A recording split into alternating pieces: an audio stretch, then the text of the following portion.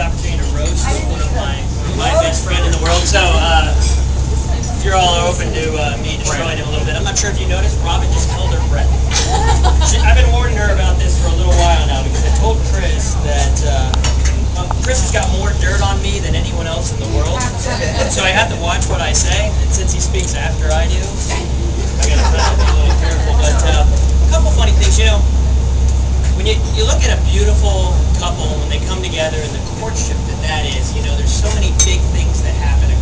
It's part of it. And one of the first things that happen is this beautiful trip where the man typically asks the woman out for a long vacation where they finally realize, can they do this together? Of course, in this situation, it was Robin asking Chris. And then, so then after that, typically, months and months go by. Let's talk about Nevis for a second, because that's where they really, really fell in love. And Robin had asked Chris to go to Nevis a couple months in advance.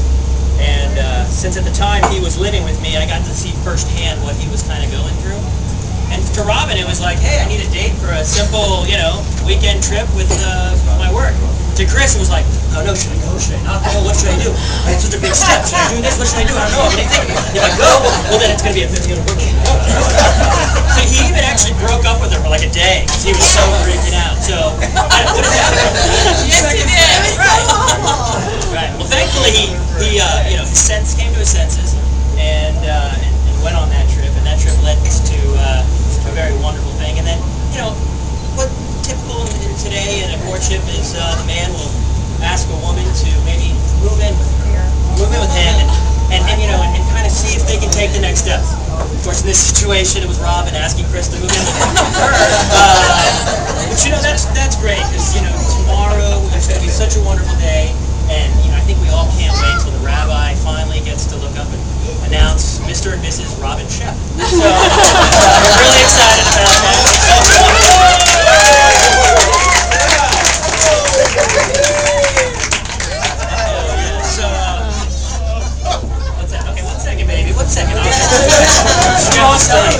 Right. But so, as if marrying Robin wasn't lucky enough, tomorrow Chris actually becomes one of the chosen people. It's crazy how things are all changing in his world. We used to have this great Sunday barbecue. We'd have big pork chops, ribs, and everything. Now it's takeout Chinese. So everything's changing in there. Right? But you know what? What was really great about living with Chris at the time that he was falling in love with Robin is that I got to know Robin better than I would have any other way, right? And so some of the amazing things I got to find out about this woman, how amazing she is with kids, she's so great with my daughter, how generous she is, how much she likes to laugh, and how many jokes she can tell, typically at my expense. So amazing. And what's really great too is that now you share with me fact that Chris tells more stories over again. So now she has to deal with that, which is probably one of the best things. And I'm not kidding about how many stories he tells. I went over to the house the other day. I'm hanging out, and he breaks into this story about work, blah, blah, blah, and the dogs go, oh, no! All dogs. I mean, it's pretty brutal over there, but, one of the other great things about living there is Robin spent so much time with us, and I got to know more about Robin and these eating habits that she has I've never seen. I walk into the house one day and out pops Robin from the fridge with a big tub of Cool Whip. There's an open jar of peanut butter on the side. I'm like, what the hell is going on? Robin looked at me like,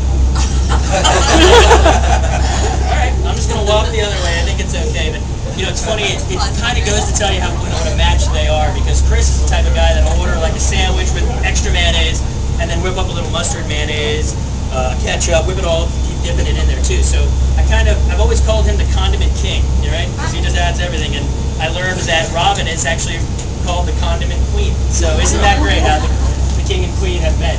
And then, the last thing we really got to share was understanding Chris's great parenting skills, which is, some of the most amazing things, because when we were living together, my daughter was there, all the time, and it's great. Chris was the first one to teach her how to throw rocks. And, there's nothing better when a 3-year-old looks you in the eye and goes, Daddy, you want seafood? I'm like, sure. Seafood! Chris again. But, my Chris is lounging on the couch. He's been there for about 3-4 hours, sitting there, hanging out, doing nothing.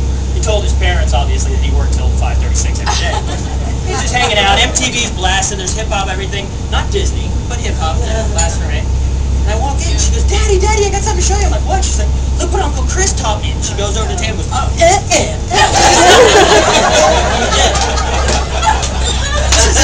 This is the serious part of the speech where we worry about what he's going to do. And so I'm looking at Robin, and I'm like, "Robin, help!" And she goes, "Go Valentina! Woo! Spirit fingers!"